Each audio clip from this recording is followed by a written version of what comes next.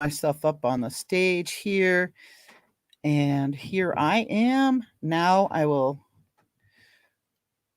begin with, hopefully I'll get this on here correctly. And 15 bodies found improperly stored inside the 2,500 square foot site, according to the Fremont County Sheriff. Hazmat teams called to secure the building as law enforcement executed a search warrant. And this is in Penrose, which is about 30 miles south of Colorado Springs. And this funeral home, as you can see, was a green funeral home. They didn't use formaldehyde or anything, and they would use decomposing caskets such as State wicker. records show the funeral home's registration with the state expired on November 30th of last year. The State Department of Regulatory Agencies documenting complaints about an abhorrent smell emanating from the property on October 3rd, according to this report. And as you heard from the news report, what happened was people, neighbors, smelled something awful and wanted it checked out. And unfortunately, funeral homes are not very well regulated here in Colorado. When investigators reached the owner, John Halford, by phone, he acknowledged that he has a problem at the property and claimed that he practices taxidermy there. The Halfords did not return our requests for comment. That same document says Halford tried to conceal the improperly stored remains, and that yesterday Halford did not grant access to an investigator for an inspection. State has also ordered the immediate suspension of his Colorado Springs location. According to the Department of Regulatory Agencies, or DORA, the license for the Penrose Funeral Home expired in November of last year, meaning the location where those remains were found was not supposed to be operating as a funeral home for nearly a year. Which is absolutely awful. Let me remove that now from there.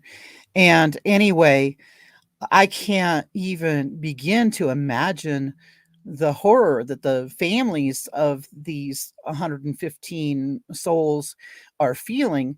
They contracted this place to respectfully lay their loved ones to rest, and there are over 115 of them stored in that building improperly. There's no refrigeration going on at all. There's all these people in that they've had to contract out to like plane crash experts and stuff like that to go through them and to identify them even. And they say it may take months to get everyone identified. And another horrible thing is that this place is based here in Colorado Springs, is where their offices are. And the guy that ran this home, he's not a licensed funeral director either, but that slipped through the cracks here in Colorado, because here the funeral parlor needs to be licensed, but we don't really have any regulations going on for actual funeral directors. And there's a woman who was on the local news here who was talking about how her husband died from cancer in August, and she had contracted with this funeral home to cremate him, and she has not received ashes yet. And then when researching this whole thing, I discovered that they stopped doing cremations in July, a month before a month before her husband was deceased. And so I'm sad to have to say that I think that her husband is probably one of the sets of remains in there, and that's just got to be horrible. And anyway, because their main office is here in Colorado Springs, we did do a little drive to go over there and be nosy, because I'd also heard that the FBI had been at the building earlier in the day. So we waited until there wasn't anybody there so we wouldn't get in the way of anything. And this is us driving up to the main offices here in Colorado Springs. And that's what the front door of the office looks like. And, we looked in, they had a light on and stuff. And just scary, miss. and a demonic painting.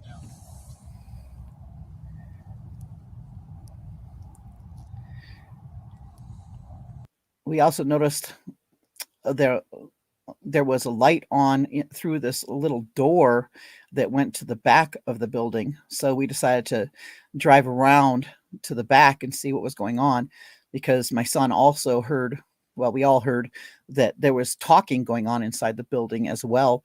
And we were like, what's going on here after hours? And this is around the back of the building. There was a van there. We saw that there wasn't any law enforcement there. And we don't know what was going on inside that building.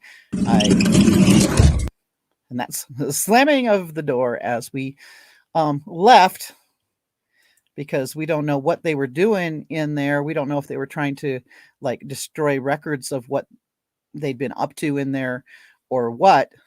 But anyway, as we were saying, this family that owns this place wasn't cooperating with authorities either, and that for some reason, the owner, he said that they were having problems at their Penrose site, Penrose location, and he was saying that he does taxidermy over there. And I'm like, that's really creepy. And what kind of taxidermy is he doing there? And then there's like all these people there. I don't know when was the last time he was in that building, and they have to identify all the remains that were there. I'm wondering whether all of them are there legally, as in, people who have clean death certificates and whatnot, and whether they're documented and all that, so that it'd be easier to identify them. Or are there remains there that are not even legally deceased or whatever, because if they would be so hideous to ordinary people that are like, trying to do the best for their loved ones, trying to have a clean carbon footprint and everything, to have this green funeral and process, if they would rip people off like that, they probably would also, look the other way if somebody brought them remains, you know what I mean? So, I'm waiting to see what unfolds on this.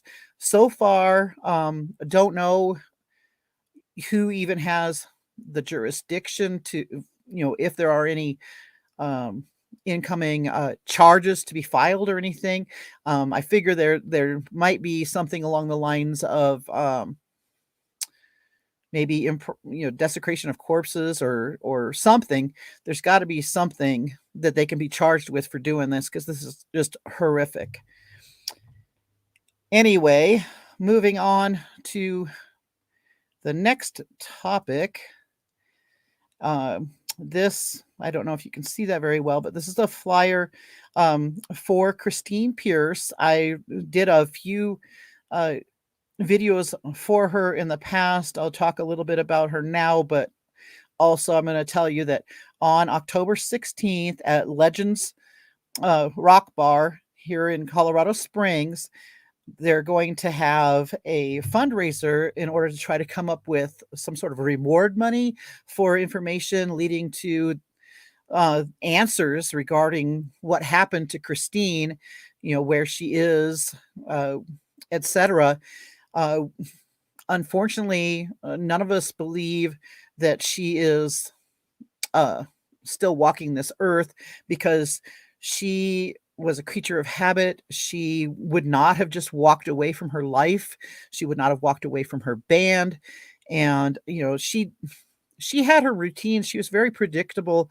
And, she also was a cigarette smoker, and she had just purchased new cigarettes, and those were still in her apartment near her door when people looked into her disappearance. She just had been there on October 16th, was going to walk about a block, maybe a block and a half away, and never made it to her destination. And in my opinion, I think she probably got into a vehicle with somebody that she knew, which makes this even more horrible. And that whoever that was wasn't worthy of Christine's trust, wasn't worthy of, she was such a kind-hearted person. And anyway, she just vanished, and there hasn't been any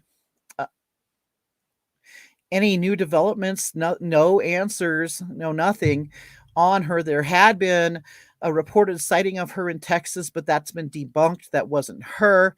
And her friends have come forward saying that Christine didn't show any sign of dementia. She didn't show any sign of mental illness or anything like that. There was nothing to indicate that she would leave. She loved her apartment. She loved her friends. She loved playing music. And with that, I am going to play a clip of Christine playing the drums at Legends Rock Bar, where this fundraiser is going to be.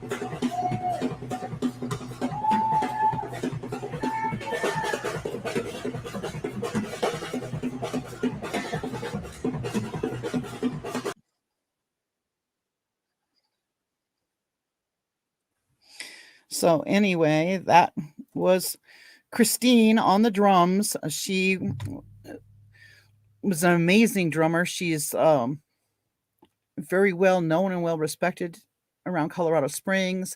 She was not a personal friend of mine. I did have the good fortune to have met her and talked to her one time. She's a very unforgettable person. And,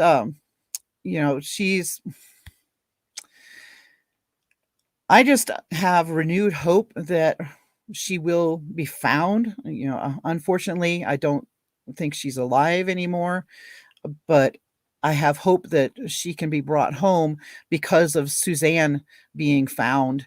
And anyway, so that's going to be October 16th at Legends Rock Bar, where she was performing in that video. And there's going to be a spaghetti feed. It's $10 for all you can eat and $5 for to-go plates. And that begins at 5. And from 6 to 10 p.m., they're going to have open mic and performances there. So that's something that if anybody is in the area and can get to it, please do. The goal is to raise reward money for information leading to the arrest and conviction of the person responsible for Christine's disappearance. And there's going to be a follow-up multi-band showcase in November at Legends Rock Bar as well.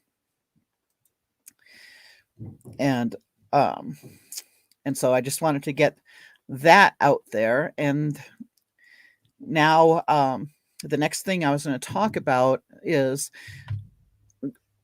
Suzanne being found. I just wanted to let me put this up here a second. Just I'll pop myself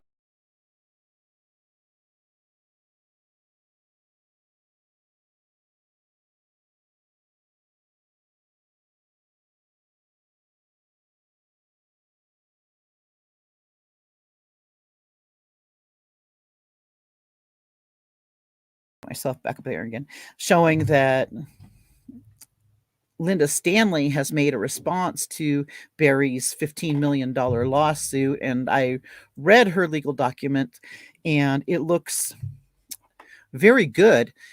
And it's a motion to dismiss. And it seems that Iris possibly made some mistakes. Oh, imagine that when she filed the documents, because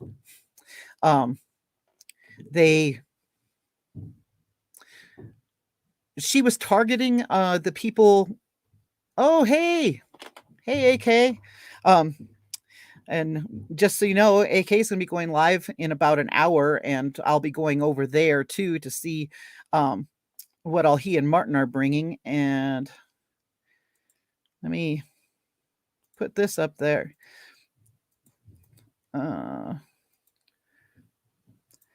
Uh-oh, I'm going to cough, so I got to put mute for a second.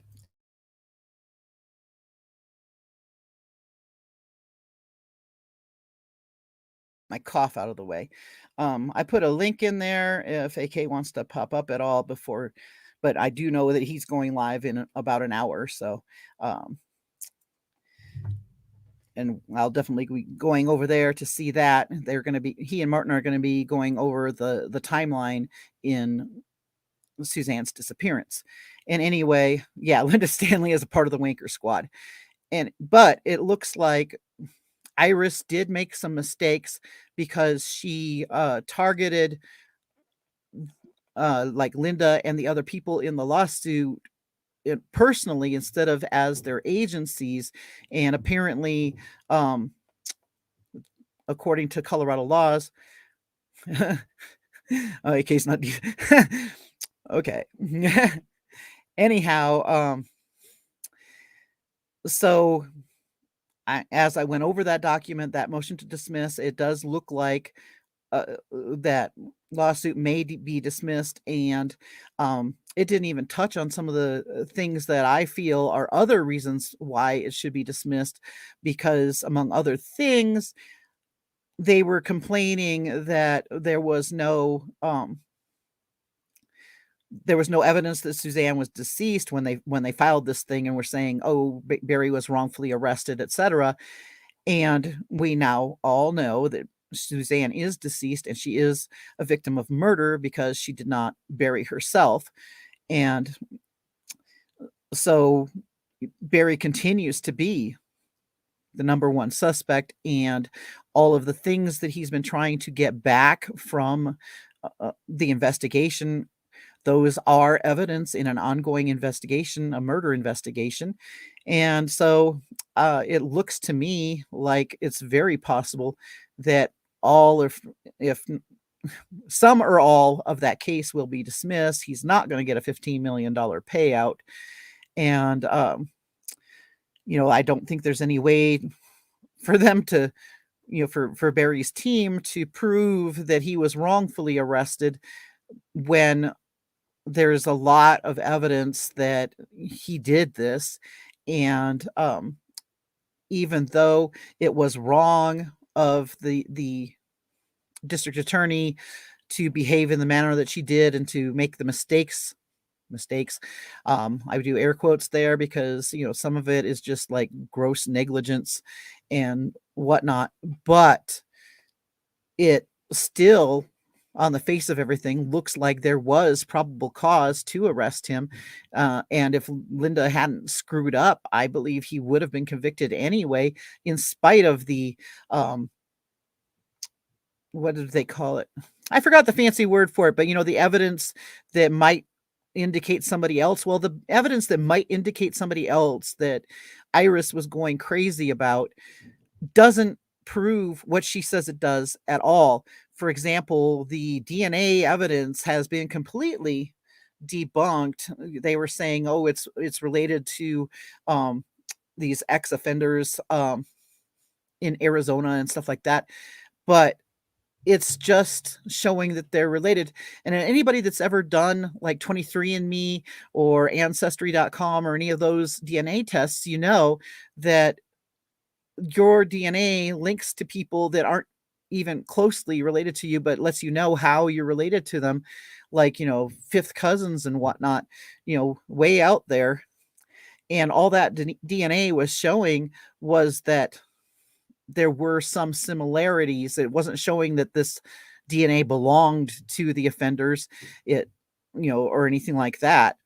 And also, a problem with DNA is that there's no way of knowing exactly when it was left, and that was a used car. Plus, she probably had it serviced and things like that as well.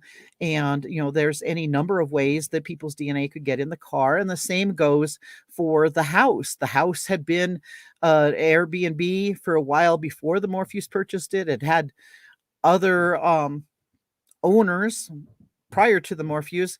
DNA could have been, yeah, there it is, exculpatory. Thank you, Martin, for helping me with my with my words.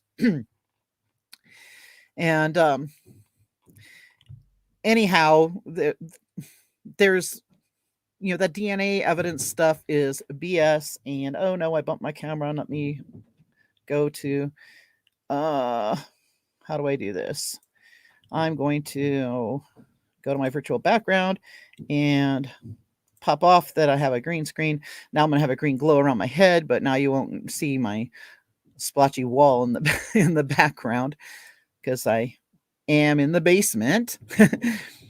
Anyhow, so there's all this evidence that does indicate Barry, and Martin and AK will be going over the timeline, because some people are saying too that, Barry couldn't possibly have had time to do the murder. And the fact is that he most certainly did have the time. And if he was so innocent, why did he ask for immunity? If he's so innocent, why did he lie so freaking much? And there is just tons of that going on in this case. I've been going back over the affidavit. I've been going back over the $15 million lawsuit and just reading things and comparing them, and just seeing different things every time. And let me see if I can post that in there again in case Martin wants to pop up for a few also. And I wonder if I can remove these other things from my studio. Yeah, I'm a little bit out of practice, in case you guys didn't notice. And there we go with Peter Grant. He's one of those Barry lovers, saying Suzanne was the liar. And there may have been lies going on both sides, but there were a lot of lies perpetrated by Barry and even the daughters, who I still say are under the influence of their dad. They've grown up in this whole situation. This is their only remaining parent, and they've just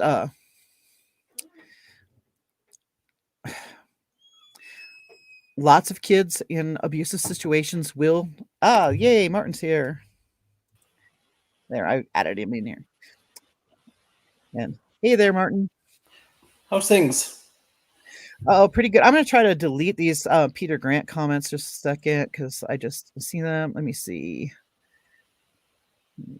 I put Peter Grant in a timeout because Peter Grant is being a Suzanne hater. We know that there was an affair and stuff, but there's no need for them to be saying over and over again that Suzanne was a cheater, etc.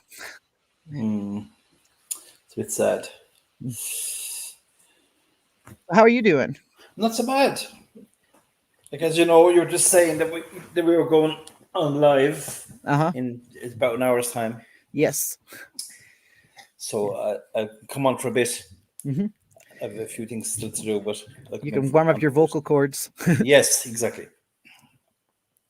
So, yeah. Have you anything you'd like to ask me? I think that a lot of what I'm going to ask would be asking you are stuff that you and AK are going to cover over on the on his channel. But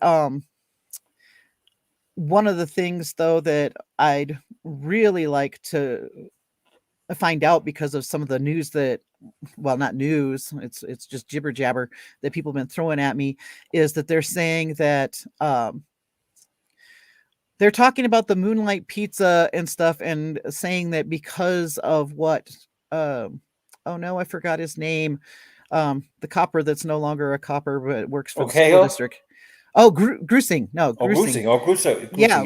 Grusing's interviews with Barry, and they're talking about, the pizza and all that stuff, and making it sound like it was the 9th when Suzanne drove Barry in the Range Rover, or he drove it and she was in the passenger seat or whatever. And I'm wondering, is this true? Is there footage of them being at Safeway and stuff like that on the Friday, or is somebody getting dates mixed up? No, there's no footage. But they went to well, Barry said basically that they jumped into the Range Rover and went to down to Moonlight Pizza and got pizza. Now, he could have got some pizzas at some stage, a man has to eat. But what we're saying is, he said that Suzanne took a photograph of him in line at Moonlight Pizza and sent it to the girls. But there's no record of that. There's no record of Suzanne sending anything to the girls. So that's what we're calling BS, Yeah. And well, also we don't believe Suzanne was actually live then. So at that stage, so that's more BS.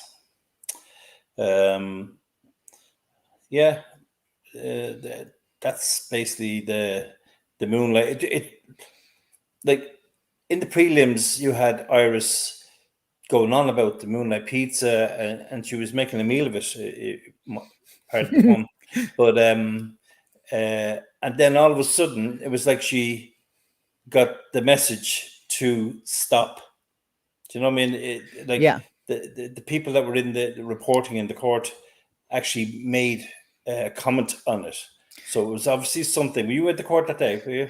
Yeah, I was actually at the satellite you were on the fairgrounds with the big giant screen. You were down down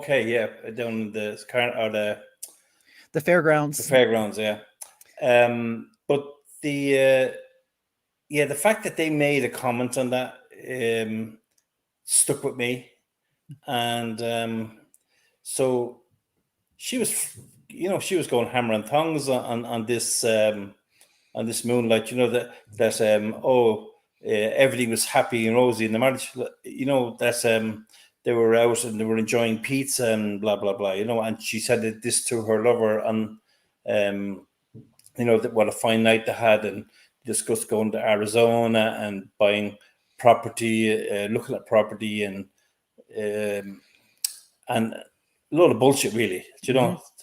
There's no foundation for that story that we can find. It's glossed over. Yeah, and I've been putting it out there, and I've seen a lot of people have been putting out there saying, "Hey, if anybody has that photo, make it public." And no, there's no takers. No one's got that photo. Yes, and see what AK has down there now. That is, Grusing believed it was May 8th. Until the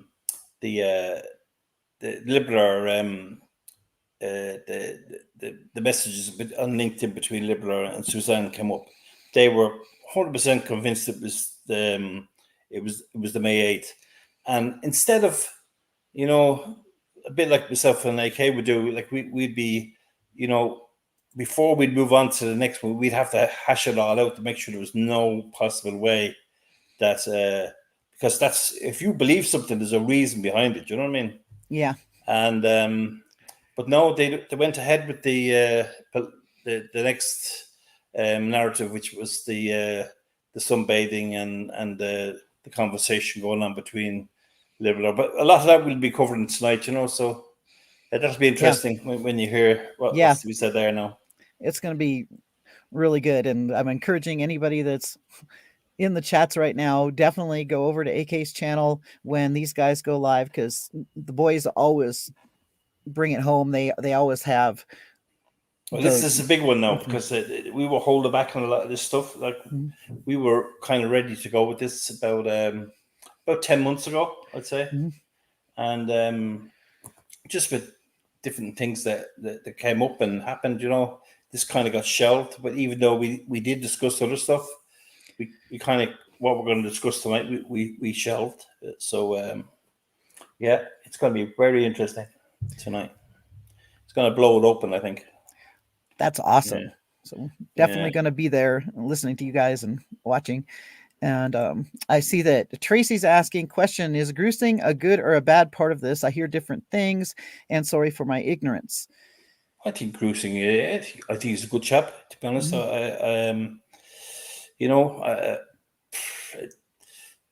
There were so many people involved in this case. It's hard to point a finger at anybody. Lots of mistakes made. Different from different law enforcement.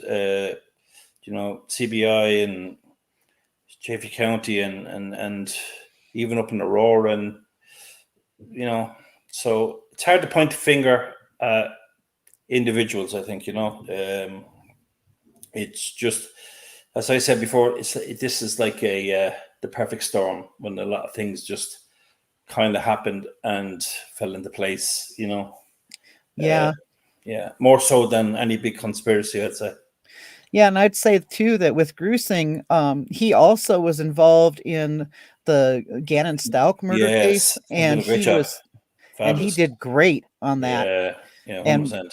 And it was happening the same time as Suzanne's missing case, so there was a lot of stuff on his plate. Sure, as well. Yeah, I'd imagine. Yeah, and I think too that he got overruled by other people somehow, because like AK mentioned, Grusing was he was sure that the murder of Suzanne took place on the 8th, not the 9th, but then he got overruled because of the photo that was sent to Jeff, and nobody really looked into that. Nobody in law enforcement, because this is crazy though. This is not the way, like, we're just lay people. We don't look at things like that. When somebody offers us evidence, whether it's a phone call or a conversation or handed stuff in or whatever that, you know what I mean? We don't just take that and run with that. You know what I mean? You have to look at it and find out if this is actually, if you can cooperate this, whatever they've been saying. You know what I mean? Yeah. And like, when you look at that photograph, like, you have to take in the weather, the weather conditions at the time, and the fact that Barry would not tell them where she was. Why didn't he just say, "Oh, she was laying out here. I was talking to her. I was sitting here. She was laying out here." But they weren't. That wasn't the way it was. It was like trying to use a tire lever to get this information out of them. Where we don't know. We're trying to figure out where she was several times in the AA, and eventually he said, "Yeah, well, she was at the house," and I don't actually remember him saying that she was at the breezeway, but I do believe afterwards that law enforcement did say that she was at the breezeway where the garden furniture was, the garden chairs. But I don't ever remember seeing that written that he said it. Do you know what I mean? He just said she was at the house. So yeah. Now you mentioned, I don't recall coming across Barry having said she was in the breezeway either, and I think at least one of the times he said that was veggie soup, but he's put veggie soup at different times too. Yes, that's right. Well, they were saying there was no way he could have had the veggie soup, because he came home for the veggie soup, and next thing he was down looking for the turkey beard, and you know, like there's so many holes in the story. It's like a sieve, you know. It just doesn't add up, you know.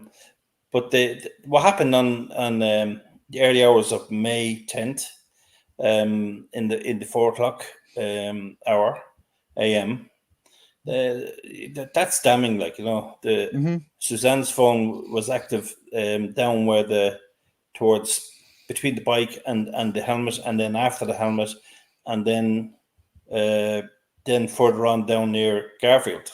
Do you know what I mean? Yeah. And Barry's phone was active down near the river. Do you know what I mean? A little bit later. So I don't know. It's and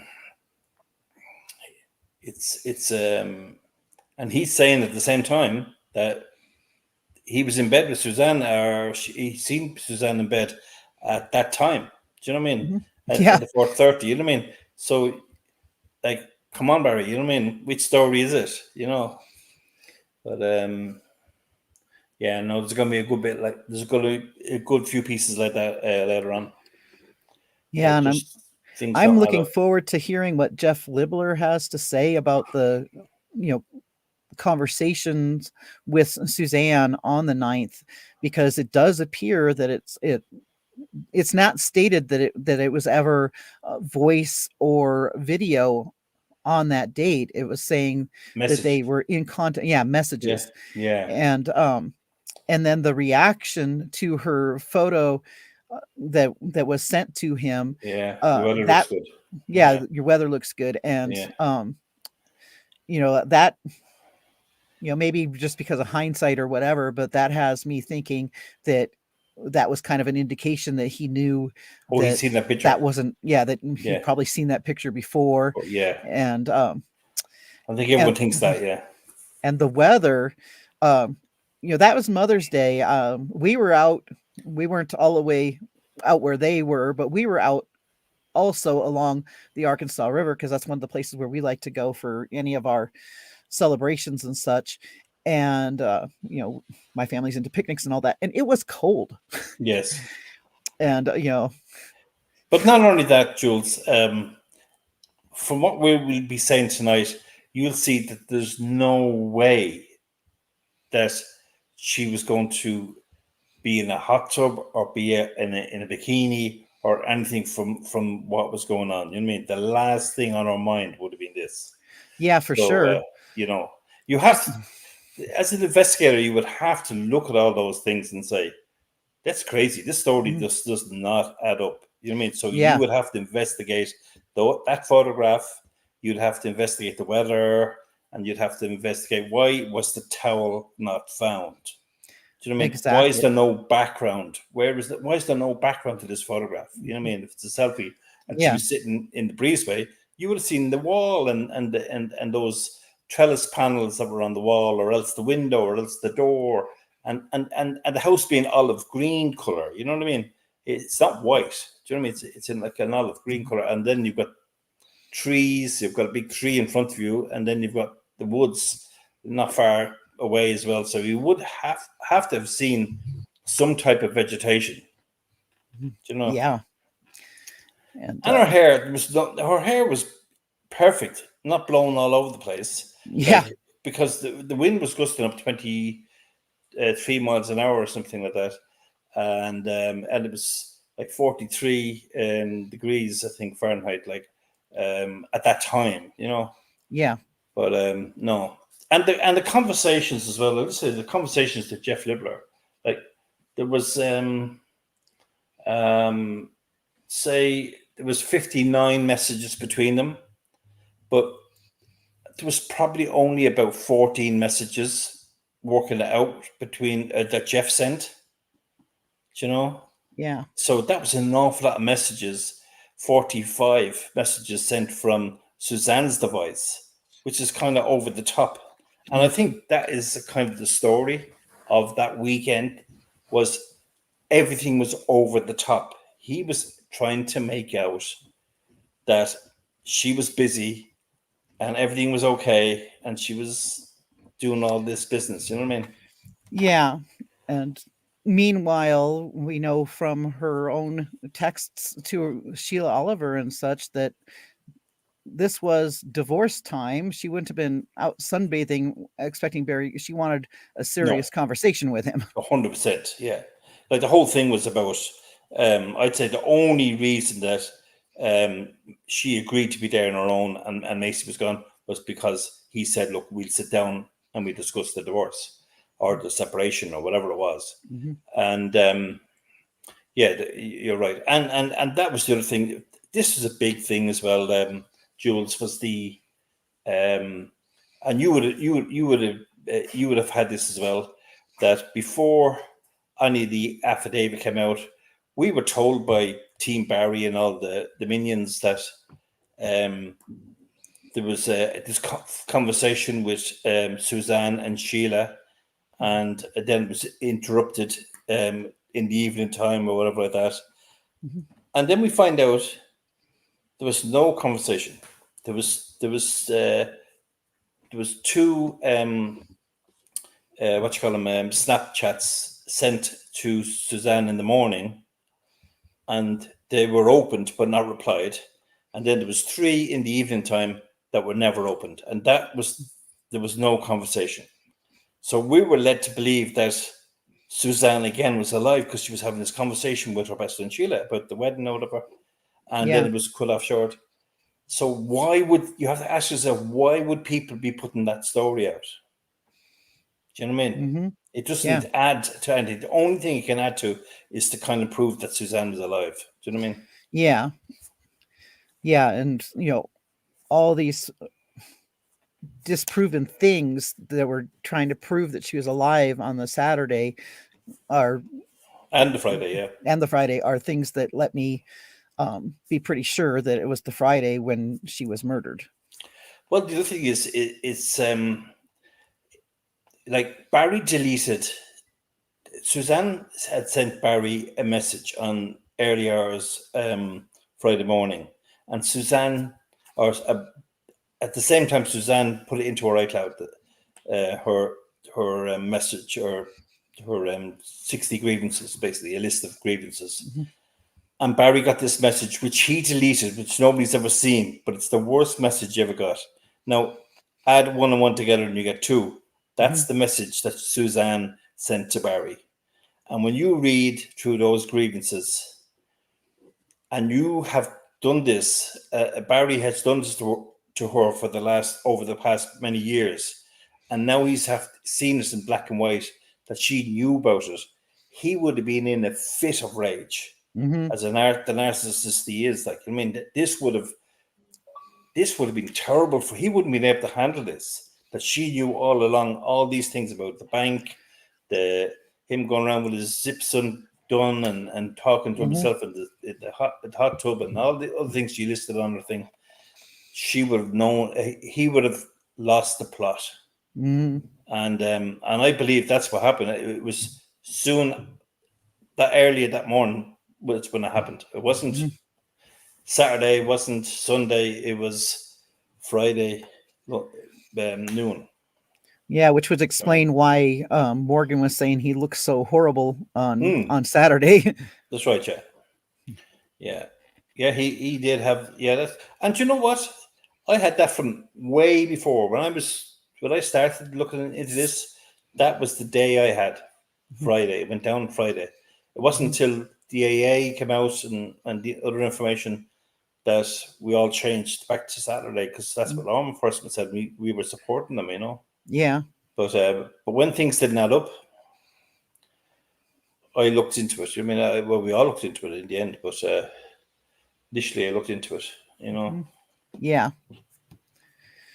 And, this case from the beginning was not adding up, right? Because as most people know, my husband and I went out there before the helmet was found. We went out to help search because we've been involved in searches for past couple decades. And, we had heard that there was this missing cyclist, which there was no bike ride, obviously. But we had heard there was this missing cyclist, that she was a transplant from Indiana.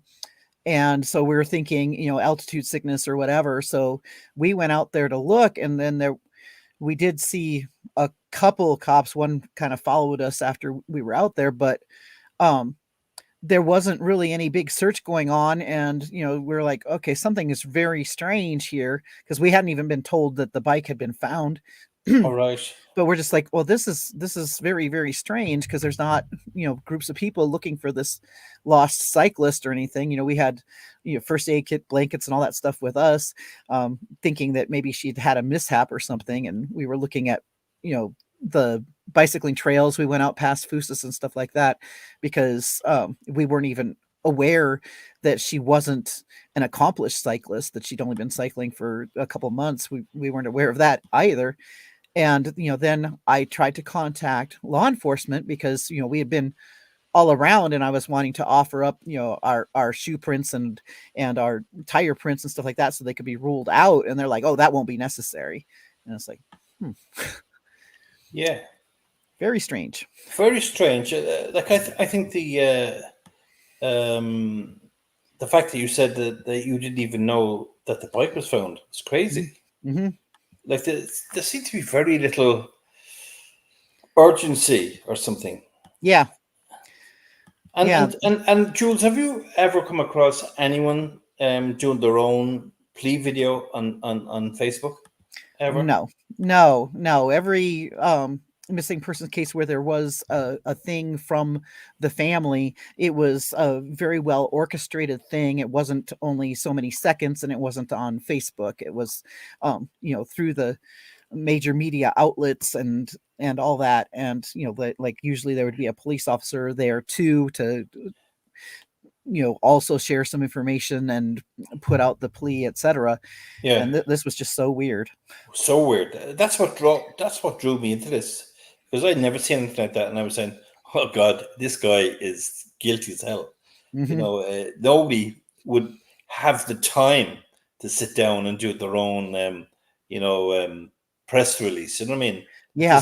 You know what I mean? You wouldn't even be thinking things like that. You'd be out probably there on your own, even. You know what I mean? Looking. You know what I mean?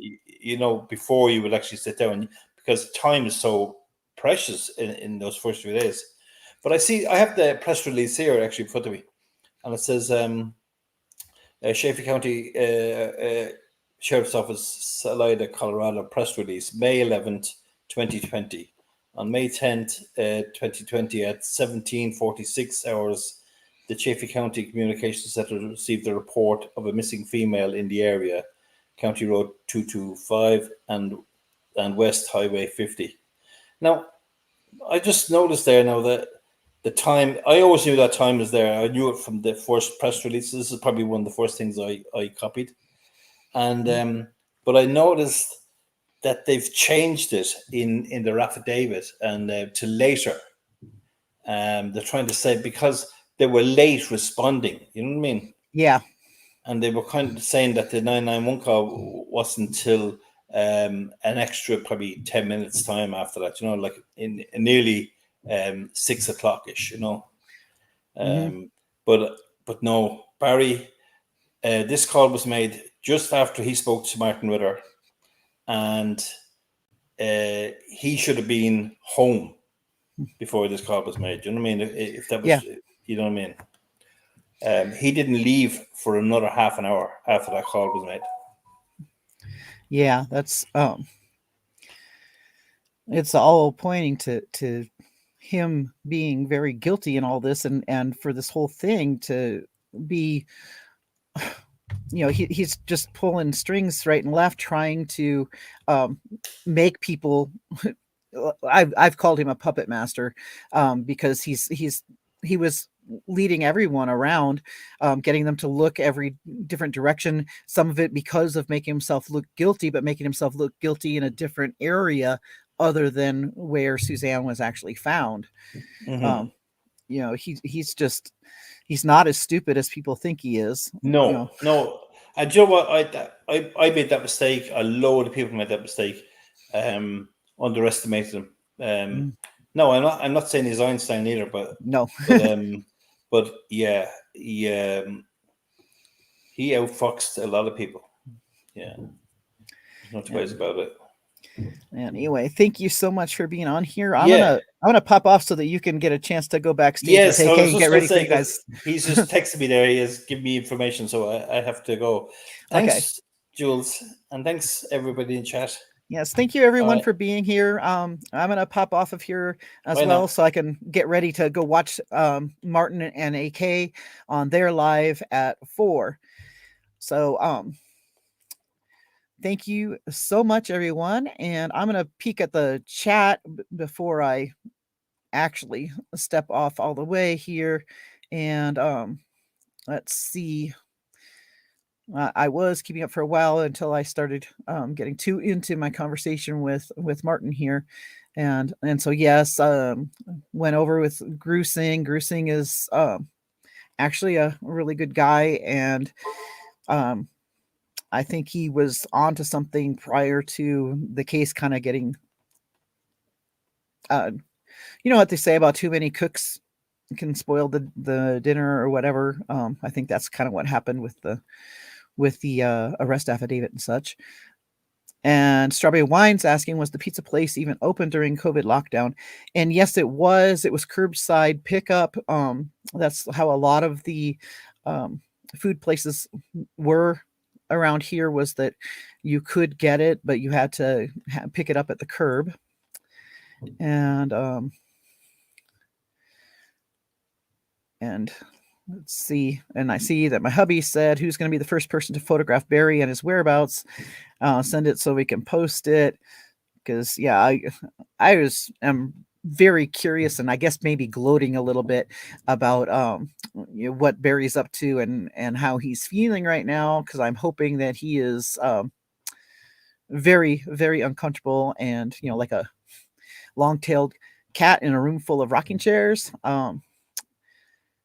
And then I put an answer in here to Robin Motzer, but I want to say that, yeah, I will look into Nancy Johnson and her 2 children from Alabama and find out what I can learn about that, because I've never heard of it. So we'll see what we can find. And DJ Juarez is mentioning that there was a supermoon at that time. It lit up the sky, enough light to see in the night. And hubby mentioned it would be cold in the breezeway, and hubby's also challenging Jeff Libler, telling him to come step up to the mic. And I'm wondering how Libler is feeling about all of this. I'm guessing that he probably isn't going to be allowed to make public statements, though, because he is likely to be a witness to be able to better establish when Suzanne died, because he would be able to say when was the last time he heard her speak in voice, when was the last time he saw her in video, because just because somebody's texting you, that doesn't mean that's them on the other end of the line. You know what I mean? And let's see. And Tracy mentioned that Barry's video was 1 second for each year of their marriage. Yeah. And Chris Ann saying Barry will not get away with this, and that's for sure. He is not going to get away with that. Oh, now my husband's inviting Barry Morphew. He'd probably be saying some very not nice things to me, but that's fine. If he wanted to, I would let him be on here and hear what he has to say. And yeah, 4 p.m. Mountain Time is when AK is going live with Martin. And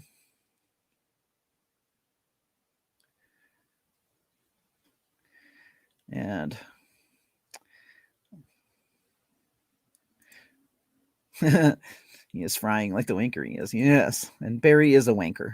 Indeed. And with that, I will get off of here. And let me pop up that and